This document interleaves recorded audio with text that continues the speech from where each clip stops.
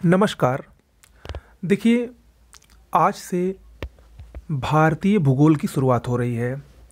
मैंने आपको पिछले वीडियो में यूपी पीसीएस 2022 और आरओ एआरओ 2022 को ध्यान में रखते हुए जो ट्रेंडिंग टॉपिक्स हैं, यानी जिससे इस समय खूब सारे प्रश्न आ रहे हैं पिछले 5-6 साल में, उन सभी टॉपिक्स की मैंने आपको सूची दी थी और उसमें मैंने बताया था कि जो भी ट्रेंडिंग टॉपिक्स हैं मैं सब कुछ आपको पढ़ाऊँगा। तो आज से उसकी शुरुआत हो रही है। आज भारतीय भूगोल का जो पहला टॉपिक था ट्रेंडिंग, भारत के पर्वत, पठार और प्रमुख चोटियाँ, इन सभी को आज हम एक ही वीडियो में कवर करने वाले हैं। और धीरे धीरे आपको डेली 2 वीडियो मिलेंगे और दूसरा वीडियो जो मिलेगा वो वर्ल्ड ज्योग्राफी से संबंधित होगा, यानी भारत और विश्व के भूगोल को हम लोग एक साथ पढ़ने वाले हैं। तो आज हम लोग भारत के पर्वत, पठार और प्रमुख चोटियों को पढ़ेंगे। चलिए शुरुआत करते हैं। देखिए, भारत के जो पर्वत, पठार और चोटियां हैं, इसको मैंने देखिए आपको पहले ही बुक बता दी है, परीक्षावाड़ी या महेश बर्णवाल। आप लोग उसको ज़रूर पढ़ के इसको देखिए, तब आपको समझ में आएगा, क्योंकि यहाँ पर मैं आपको इम्पोर्टेंट चीज़ें ही बताने वाला हूँ। और वैसे भी भूगोल से ओनली फैक्ट ज़्यादा आते हैं, कॉन्सेप्ट ज़्यादा नहीं आता है। लेकिन आप अगर पुस्तक पढ़ेंगे और उसके बाद इसको देखेंगे तो निश्चित रूप से आपका सबसे बेहतर तैयार होगा। कहीं भी कोई भी प्रॉब्लम होगी तो कमेंट बॉक्स में प्रश्न पूछ सकते हैं। इसके अलावा हमारे टेलीग्राम चैनल से आप लोग ज़रूर जुड़ जाइए, वहाँ पर आपको डेली कुछ दी जा रही है, उससे भी आपको काफ़ी मदद मिलेगी। ओके, चलिए शुरुआत करते हैं। सबसे पहला पर्वत जो है उसको हम देखते हैं, जो है हिमालय पर्वत। हिमालय पर्वत अगर आप देखें तो पूर्व से पश्चिम दिशा में स्थित विश्व की सबसे लंबी पर्वत श्रृंखला है। हिमालय पर्वत, जिसकी लंबाई 2500 किलोमीटर है, ये पूर्व से पश्चिम दिशा में स्थित विश्व की सबसे लंबी पर्वत श्रृंखला है। अब आप लोग सोच रहे होंगे कि हमने तो पढ़ा है विश्व की सबसे लंबी पर्वत श्रृंखला एंडीज पर्वत है, जो कि दक्षिण अमेरिका में स्थित है। तो बिल्कुल सही है, विश्व की सबसे लंबी पर्वत श्रृंखला एंडीज है। लेकिन अगर आप उस मैप में एंडीज पर्वत को देखें तो वो उत्तर से दक्षिण है, ना कि पूर्व से पश्चिम। इसीलिए मैं यहाँ पर आपको पहले ही लिख दिया हूँ कि पूर्व से पश्चिम दिशा में स्थित विश्व की सबसे लंबी पर्वत श्रृंखला कौन सी है? हिमालय पर्वत है। ओके, अगर आप लोगों ने मैप खोला होगा, या मैप अगर नहीं खोला है तो मैप प्लीज़ आप लोग लेकर और उसको ओपन कर लिया करिए जब भूगोल पढ़िए। तो अगर हिमालय का विस्तार अगर आप लोग देखें तो जम्मू कश्मीर, जो वर्तमान में लद्दाख है, उसके आसपास आप देखिए एक नंगा पर्वत है, नंगा पर्वत। और उसके बाद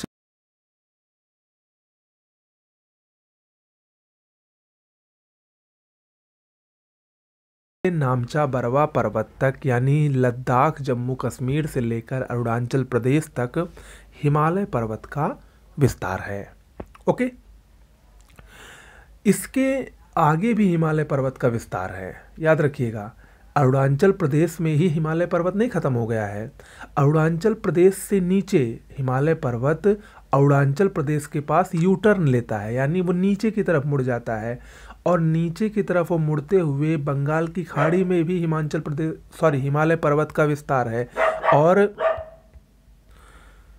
बंगाल की खाड़ी में जो हिमालय पर्वत का उभरा हुआ भाग आपको दिखता है, उसी को हम लोग अंडमान निकोबार द्वीप समूह के नाम से जानते हैं।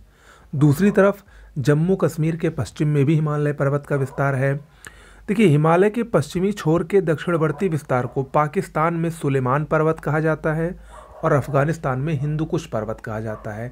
तो ये सिर्फ अलग अलग स्थानों पर अलग अलग नाम है, लेकिन वाकई में वो क्या है? हिमालय पर्वत ही है।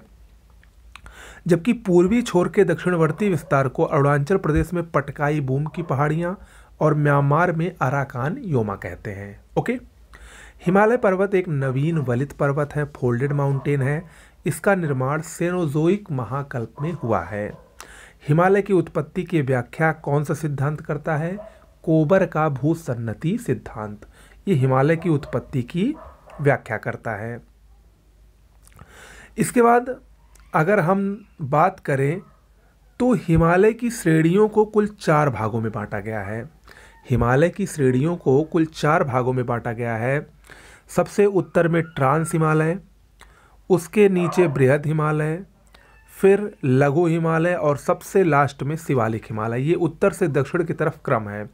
सबसे उत्तर में ट्रांस, फिर बृहद, बृहद को महान हिमालय भी कहते हैं, फिर लघु हिमालय और फिर शिवालिक हिमालय। ओके, इन चारों श्रेणियों को देखते हैं। इन चारों श्रेणियों में कुछ इंपॉर्टेंट फैक्ट्स हैं जिससे प्रश्न अक्सर पूछा जाता है। ट्रांस या पार हिमालय, इसकी वर्तमान में अवस्थिति लद्दाख में है। पहले जब जम्मू कश्मीर और लद्दाख एक में था तब जम्मू कश्मीर में थी, इस समय ये लद्दाख में है। ट्रांस या पार हिमालय ये 3 श्रेणियों में बटा हुआ है। उत्तर से दक्षिण की तरफ चले तो काराकोरम, लद्दाख और जास्कर। काराकोरम ये भारत की सबसे उत्तरी श्रेणी है। काराकोरम पर ही केटू स्थित है। केटू यानी गाडविन आस्टिन, जो कि भारत की सर्वोच्च चोटी है, भारत में स्थित सर्वोच्च चोटी है। इसके अलावा काराकोरम में ही सियाचिन, बियाफो, हिस्पर, बाल्टोरा हिमनद यानी ग्लेशियर पाए जाते हैं। काराकोरम श्रेणी को तिब्बत में कैलाश श्रेणी कहा जाता है। इंपॉर्टेंट है ये। इसके नीचे लद्दाख श्रेणी है। लद्दाख श्रेणी में ही राका पोशी शिखर स्थित है, जो कि विश्व की तीव्रतम ढाल वाली चोटी है। विश्व की तीव्रतम ढाल वाली चोटी राका।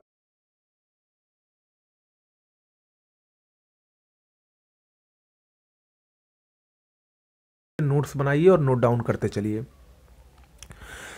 ट्रांस या पार हिमालय की सबसे निचली चोटी है जास्कर चोटी। यहाँ पर एक बात और ध्यान देने योग्य है कि लद्दाख और जास्कर जो 2 चोटियाँ हैं, 2 श्रेणियाँ हैं ट्रांस या पार हिमालय की, इसी के बीच में सिंधु नदी बहती है। तो सिंधु नदी लद्दाख और जास्कर के बीच बहती है। ओके, ये ट्रांस या पार हिमालय हो गया। अब दूसरा आता है, इसके नीचे है बृहद हिमालय या महान हिमालय, या इसी को हिमाद्री कहा जाता है। ये ट्रांस हिमालय से सचर जोन द्वारा अलग होता है। ओके, देखिए बृहद या महान हिमालय में ही हिमालय पर्वत की जो सबसे ऊंची ऊंची चोटियां हैं वो सभी बृहद या महान हिमालय में स्थित हैं। उदाहरण के लिए नेपाल में एवरेस्ट, जिसकी ऊंचाई 8,848 दशमलव कुछ मीटर है, इसकी ऊंचाई हाल ही में बढ़ी है और ये विश्व की सर्वोच्च चोटी है। कंचनजंगा सिक्किम में स्थित है। मकालू और धौलागिरी भी नेपाल में ही स्थित है। ये सभी जो सर्वोच्च चोटियां हैं ये सभी बृहद या महान हिमालय में ही स्थित हैं। इसके अलावा उत्तराखंड में गंगोत्री और यमुनोत्री ग्लेशियर, आप लोगों ने नाम सुना होगा। गंगोत्री और यमुनोत्री ये क्या हैं? हिमनद हैं, ग्लेशियर हैं। ये भी बृहद हिमालय में ही स्थित हैं। कहाँ पर? उत्तराखंड में। ओके, यहाँ पर 4 पॉइंट्स में आपको बताया गया है सर्वोच्च चोटियों के बारे में। आप लोग कंफ्यूज ना हो इसलिए मैंने यहाँ पर एक साथ दे दिया है, इसको समझिए। विश्व की सबसे ऊंची पर्वत चोटी कौन सी है? एवरेस्ट है, लेकिन ये नेपाल में स्थित है। ओके, अगर पूछा जाए भारत की सबसे ऊंची पर्वत चोटी कौन है तो वो होगी केटू यानी गाडविन आस्टिन। ये ट्रांस हिमालय में स्थित है, काराकोरम श्रेणी में। लेकिन अगर आपसे पूछा जाए कि भारत में स्थित हिमालय की सर्वोच्च चोटी कौन सी है तो कंचनजंगा होगी। ओके, देखिए जो ट्रांस हिमालय है जिसको हम लोग पार हिमालय कहते हैं वो हिमालय का हिस्सा नहीं है। ट्रांस या पार हिमालय को हिमालय का हिस्सा नहीं माना जाता है। ओके, इसीलिए जब प्रश्न ऐसा पूछे कि भारत में स्थित हिमालय की सर्वोच्च चोटी कौन सी है तो कंचनजंगा है। जबकि अगर पूछा जाए दुनिया की सबसे ऊंची दूसरी पर्वत चोटी कौन है तो केटू है। पहली कौन है? माउंट एवरेस्ट है और दूसरी केटू है। ओके, केटू की ऊंचाई कितनी है? 8,611 मीटर है। अब आते हैं हिमालय के तीसरे विभाजन की तरफ, लघु हिमालय, इसको मध्य हिमालय भी कहा जाता है। इसमें भी कई सारी श्रेणियां पाई जाती हैं। सबसे पश्चिम की तरफ अगर आप लोग देखें मैप में तो एक श्रेणी है जिसको पीर पांजाल श्रेणी कहते हैं। ये जम्मू कश्मीर में पाई जाती है। इसी में ही जवाहर सुरंग स्थित है। उसके बाद अगर आप हिमाचल प्रदेश में जाइए तो हिमाचल प्रदेश में एक श्रेणी है धौलाधर श्रेणी। हिमाचल प्रदेश की राजधानी शिमला धौलाधर श्रेणी में ही स्थित है। अक्सर परीक्षा में ये प्रश्न पूछा जाता है और कई बार पूछा गया है। उत्तराखंड में लघु हिमालय को मसूरी श्रेणी तथा नेपाल में नागटीबा और महाभारत श्रेणी के नाम से जाना जाता है। ओके, लघु हिमालय स्वास्थ्य के लिए सबसे आदर्श स्थल माने जाते हैं। यहाँ पर शीतोष्ण मुलायम घास के मैदान भी पाए जाते हैं, जिनको जम्मू कश्मीर में गुलमर्ग और सोनमर्ग तथा उत्तराखंड में बुग्याल और पयाल के नाम से जाना जाता है। इसके अलावा यहाँ पर बहुत सारे स्वास्थ्यवर्धक स्थल भी पाए जाते हैं।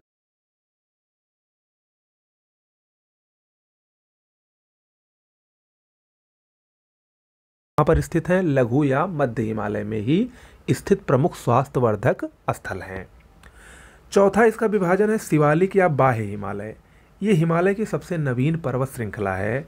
शिवालिक श्रेणी ये मुख्य रूप से मैदानी श्रेणी है। इसमें स्थित जो मैदान है इसको उत्तराखंड में दून जैसे देहरादून और द्वार जैसे हरिद्वार कहते हैं।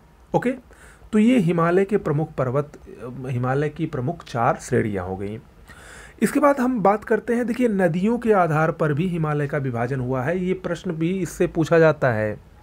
सिडनी बुरार्ड एक प्रमुख भूगोलवेत्ता थे। इन्होंने नदियों के आधार पर हिमालय का विभाजन किया है और इन्होंने हिमालय को 4 प्रमुख भागों में बांटा है: कश्मीर हिमालय, कुमाऊं हिमालय, नेपाल हिमालय और असम हिमालय। तो कौन सा हिमालय किस किस नदियों के बीच में है ये आपको जानना है। देखिए कश्मीर हिमालय जो है ये सिंधु नदी और सतलज नदी के बीच में स्थित है। कश्मीर हिमालय ये चारों में सर्वाधिक चौड़ा हिमालय है। इसी में ही अमरनाथ गुफा और वैष्णो देवी स्थित है। इसके बाद दूसरा है कुमाऊं हिमालय। कुमाऊं हिमालय सतलज और काली नदी के बीच में स्थित है। कुमाऊं हिमालय मुख्य रूप से उत्तराखंड में स्थित है। यहाँ पर फूलों की घाटी, नंदा देवी और बंदरपुच्छ नामक स्थान ये सभी कहाँ स्थित हैं? कुमाऊं हिमालय में स्थित हैं। तीसरा जो विभाजन है वो काली और तीस्ता नदी के बीच में है, जिसको नेपाल हिमालय के नाम से जाना जाता है। ये मुख्य रूप से नेपाल में स्थित है। और चौथा है असम हिमालय, जो कि तीस्ता और दिहांग नदियों के बीच में स्थित है। दिहांग यानी ब्रह्मपुत्र नदी के बीच में स्थित है। और इन चारों में से सर्वाधिक जैव विविधता का भंडार कहाँ पाया जाता है? असम हिमालय में पाया जाता है। ओके, तो ये नदियों के आधार पर 4 प्रमुख विभाजन है जो कि परीक्षा में अक्सर पूछे जाते हैं। ठीक है, चलिए आगे बढ़ते हैं। पूर्वोत्तर की पहाड़ियों को देखते हैं। पूर्वोत्तर की पहाड़ियाँ ये भी हिमालय पर्वत का ही हिस्सा हैं, बस इनको अलग अलग राज्यों में अलग अलग नामों से जाना जाता है। छोटी छोटी पहाड़ियाँ हैं, परीक्षा में अक्सर पूछ ली जाती हैं। जैसे अरुणाचल प्रदेश में देखिए जो शिवालिक श्रेणी है, जो सबसे नवीन श्रेणी है, वो बहुत सक्रिय श्रेणी है। आगे चलकर वो बहुत टूटी फूटी हो गई, यानी विखंडित रूप में पाई जाती है अरुणाचल प्रदेश में खासकर। तो अरुणाचल प्रदेश में ही शिवालिक श्रेणी का जो विखंडित रूप है उसको डफला, मिरी, अबोर और मिश्मी पहाड़ियों के नाम से जाना जाता है। तो ये चारों कहाँ पाई जाती हैं? अरुणाचल प्रदेश में। अरुणाचल प्रदेश में ही पटकोई बूम पहाड़ी पाई जाती है। मणिपुर में लैमाटोल की पहाड़ियाँ, शिलोंग में गारो, खासी और जयंतिया पहाड़ियाँ पाई जाती हैं। ये राजमहल पहाड़ी का पूर्वी विस्तार है। खासी देखिए, गारो, खासी और जयंतिया पहाड़ियों में खासी पहाड़ी पर ही शिलोंग और चेरापूंजी स्थित हैं, जो कि सर्वाधिक वर्षा वाले स्थलों में से एक है। असम में जो पहाड़ियाँ पाई जाती हैं उनका नाम है मिकिर, रेगमा और बराइल पहाड़ी। तो ये पूर्वोत्तर भारत की कुछ प्रमुख पहाड़ियाँ हैं जो कि परीक्षा की दृष्टि से महत्वपूर्ण हैं। अब आते हैं हम लोग प्रायद्वीपीय भारत के पठार की तरफ। प्रायद्वीपीय भारत का पठार आप सब लोगों ने पढ़ा है, ये गोंडवाना लैंड का हिस्सा था पहले, और भारत का सबसे प्राचीनतम भूभाग है प्रायद्वीपीय भारत का पठार। इसमें बहुत सारे पर्वत और पठार पाए जाते हैं, जैसे अरावली पर्वत, विंध्य पर्वत, सतपुड़ा पर्वत, पश्चिमी घाट, पूर्वी घाट, राजमहल पहाड़ियाँ। इसके अलावा पठार भी बहुत सारे पाए जाते हैं। मालवा का पठार, शिलोंग का पठार, छोटा नागपुर का पठार, बुंदेलखंड का पठार, बघेलखंड का पठार, ये सभी प्रायद्वीपीय पठार का ही हिस्सा हैं। तो इन सब को हम लोग एक एक करके पढ़ेंगे, परीक्षा की दृष्टि से काफ़ी महत्वपूर्ण हैं ये लोग। बात करते हैं अरावली पर्वत की। अरावली पर्वत, अगर आप लोग मैप ओपन किए हैं तो मैप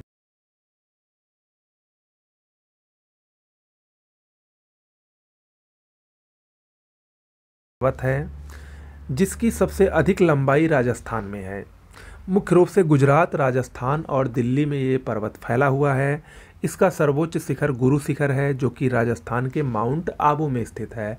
यहीं पर राजस्थान के माउंट आबू में ही इसी गुरु शिखर पर ही एक बहुत ही प्रसिद्ध जैन मंदिर है, जिसको दिलवाड़ा का जैन मंदिर कहा जाता है।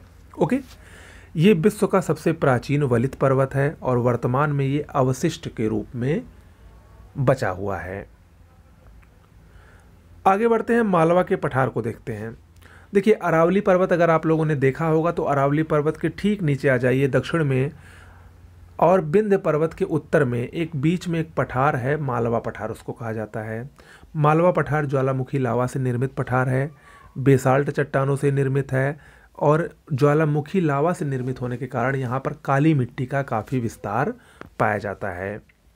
मालवा पठार से ही चंबल, बेतवा और काली सिंध नदियों का उद्गम होता है।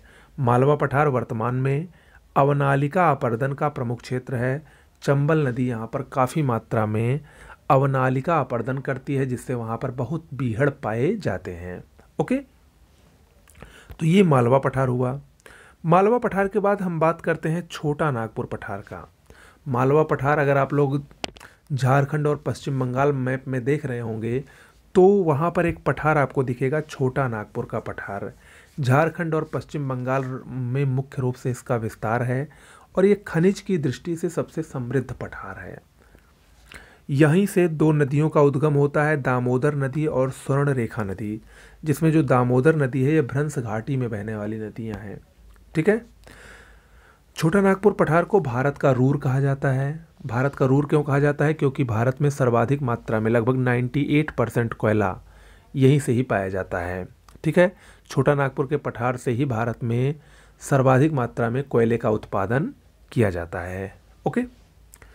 दामोदर नदी छोटा नागपुर पठार को दो भागों में बांटती है।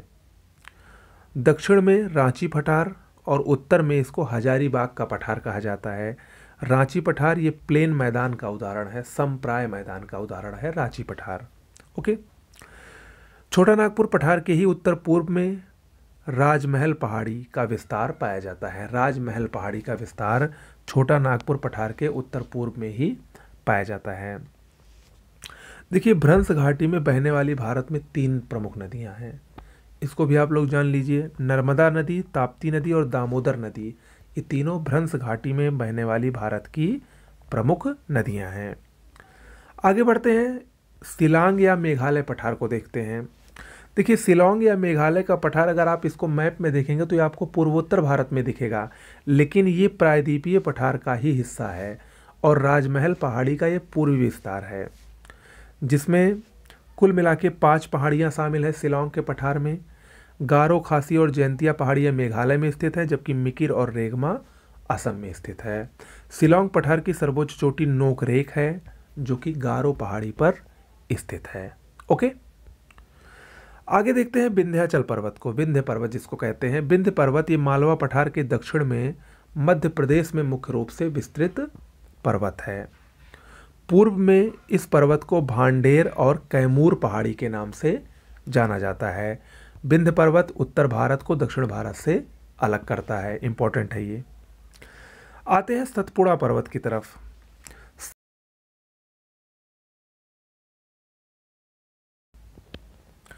सतपुड़ा पर्वत भारत में एकमात्र ब्लॉक पर्वत का उदाहरण है। यह गुजरात, मध्य प्रदेश और महाराष्ट्र में प्रमुख रूप से फैला हुआ पर्वत है। 2 भ्रंश घाटियों के बीच में ये स्थित है। यहाँ पर देखिए मैंने मैप के माध्यम से आपको समझाया है। उत्तर में विंध्य पर्वत है, इधर सतपुड़ा पर्वत है और इसके बीच में देखिए नर्मदा भ्रंश घाटी है और सतपुड़ा के दक्षिण में तापी भ्रंश घाटी है। तो तापी भ्रंश घाटी और नर्मदा भ्रंश घाटी के बीच में सतपुड़ा पर्वत स्थित है। वही कह रहा है कि 2 भ्रंश घाटियों के बीच में ये पर्वत स्थित है। ये 3 पहाड़ियों के रूप में विस्तृत है। सबसे पश्चिम में इस पर्वत को राजपीपला पहाड़ी कहते हैं। इसके बाद महादेव की पहाड़ियाँ और उसके आगे मैकाल की पहाड़ियों के नाम से ये जाना जाता है।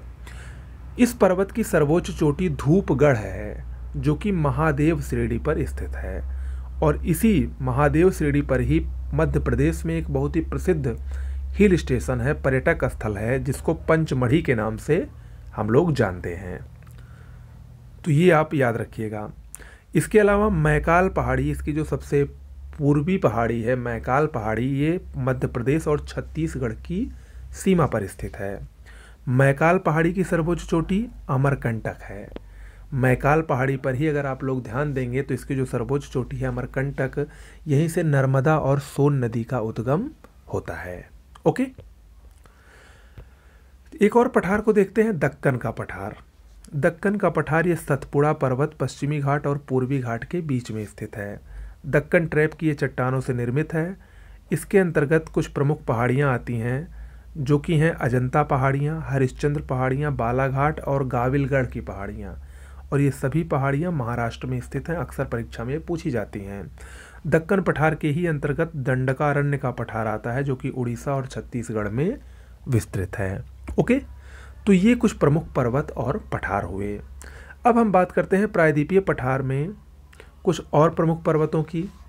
देखिए, कुछ पहाड़ियाँ छोटी छोटी गुजरात में भी पाई जाती हैं, जैसे मांडव पहाड़ियाँ, बारदा पहाड़ियाँ और गिर पहाड़ियाँ। ये कहाँ पर स्थित हैं? गुजरात में।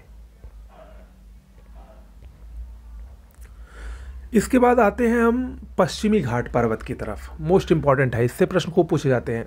देखिए, पश्चिमी घाट पर्वत, इसको सह्याद्री भी कहा जाता है। तापी नदी, अगर आप लोग देखें मैप में, तापी नदी से लेकर कन्याकुमारी तक, या एक प्रकार से यूँ कहें कि लगभग गुजरात के दक्षिणी छोर से, यानी जहाँ से महाराष्ट्र की शुरुआत होती है, महाराष्ट्र से लेकर तमिलनाडु तक ये पर्वत विस्तृत है। भारत में स्थित ये सबसे लंबा पर्वत है, 1600 किलोमीटर इसकी लंबाई है उत्तर से दक्षिण में। और यह प्रायद्वीपीय पठार का भ्रंश कगार है। क्या? पश्चिमी घाट पर्वत।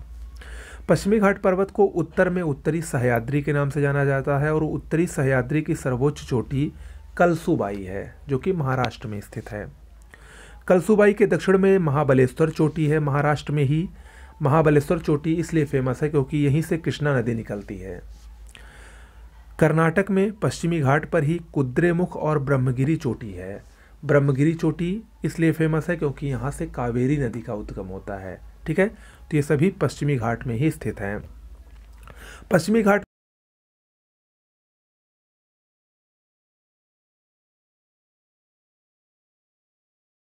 पर स्थित है, तीनों जगह फैला हुआ है, तीनों राज्यों में। और नीलगिरी पर्वत को पश्चिमी घाट और पूर्वी घाट का मिलन बिंदु कहा जाता है।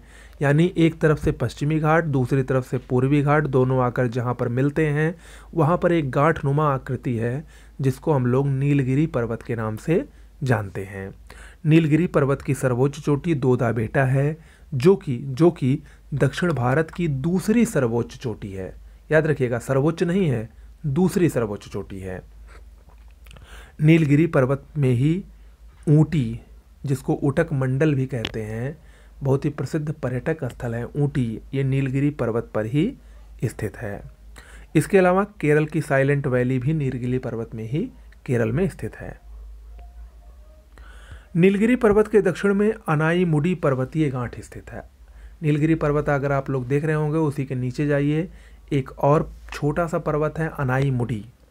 ठीक है, अनाईमुडी पर्वत, ये जो गांठ है वो 3 भागों में फैला है। एक है अनामलाई पहाड़ियाँ जो कि केरल और तमिलनाडु सीमा पर स्थित हैं, कार्डमम की पहाड़ियाँ जो कि केरल और तमिलनाडु सीमा पर स्थित है, और पालनी की पहाड़ियाँ जो कि तमिलनाडु में ही स्थित है। तो पालनी जो पहाड़ियाँ हैं, पालनी पहाड़ी में ही एक बहुत ही प्रसिद्ध पर्यटक स्थल स्थित है तमिलनाडु में, जिसका नाम है कोडाईकनाल। और अनामलाई पहाड़ी जो कि केरल और तमिलनाडु की सीमा पर स्थित है, इसकी सर्वोच्च चोटी अनाईमुडी है जो कि दक्षिण भारत की सर्वोच्च चोटी है।